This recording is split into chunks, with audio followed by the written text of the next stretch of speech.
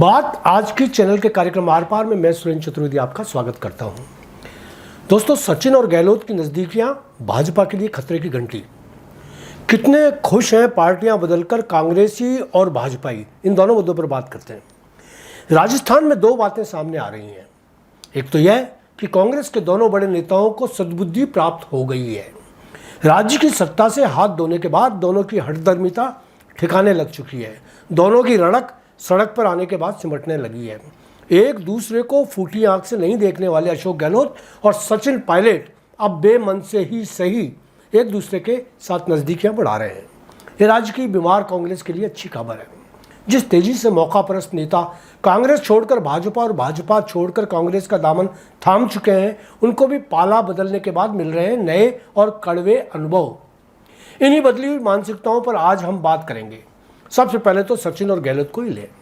आजकल वे एक साथ मंच साझा कर प्रचार करने में शर्म नहीं कर रहे। कई मंचों पर साथ प्रचार करने वाले नेताओं को परिस्थितियों ने यह सबक सिखला दिया है कि यदि भाजपा का सामना करना है तो उनकी फूट और आपसी नफरत पार्टी को ले डूबेगी, और जब पार्टी ही डूब गई तो उनको कौन पूछेगा। काश यह सद्बुद्धि पिछले विधानसभा चुनावों में से पहले आ जाती तो कांग्रेस को भाजपा इस तरह हाशिए पर खड़ा नहीं कर पाती। लोकसभा चुनाव में भी बड़ी देर से उनकी नज़दीकियां बढ़ी हैं। गहलोत से सचिन राजनीतिक अनुभवों में भले ही छोटे हों, मगर उन्होंने बड़े ही विवेक से राजनीति करते हुए गहलोत को बहुत पीछे छोड़ दिया है।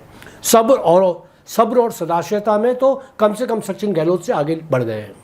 हाल ही में उन्होंने कहा कि वह जालोर जाकर गहलोत के पुत्र वैभव का खुलकर प्रचार करेंगे। यह पूछे जाने पर कि क्या आप गहलोत द्वारा कहे उन शब्दों को भूल गए हो जो उन्होंने अभद्रता की सीमाएं तोड़ते हुए कहे थे, उन्होंने जवाब दिया कि उनको बचपन से ही बड़ों का सम्मान करने के संस्कार मिले हैं।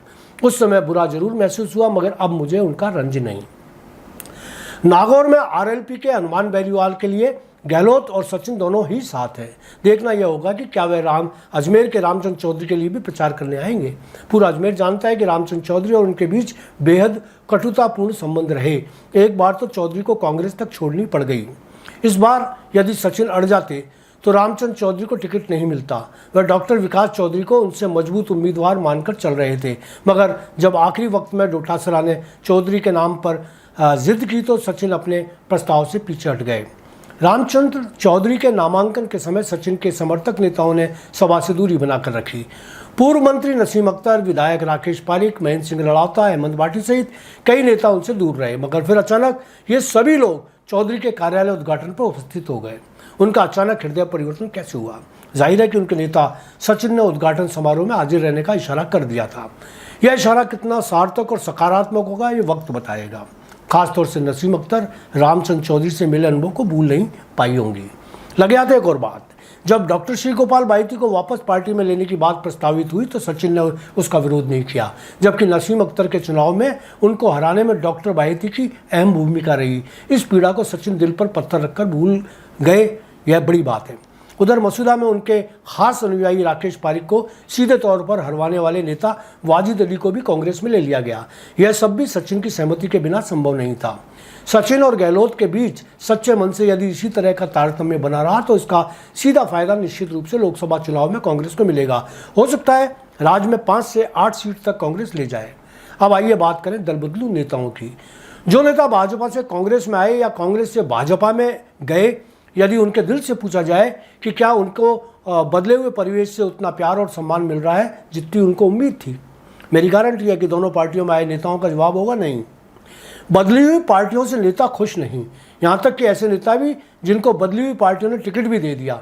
उदाहरण के तौर पर भाजपा से कांग्रेस में आए प्रहलाद गुंजल से पूछ लीजिए।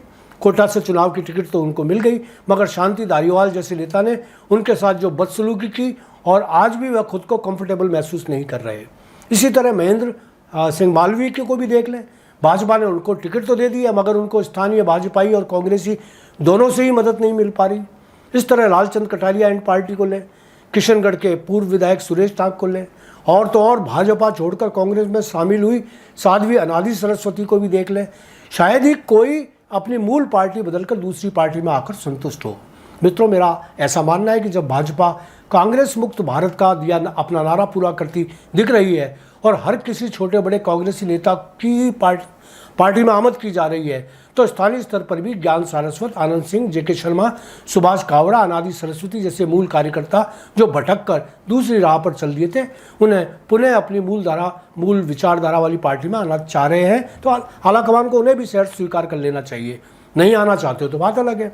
वैसे इसकी संभावना मुझे तो नहीं लग रही। फिर भी अगर ये सभी पार्टी में आते हैं तो निश्चित रूप से इसका लाभ भाजपा को मिलेगा। आज इतना ही, धन्यवाद।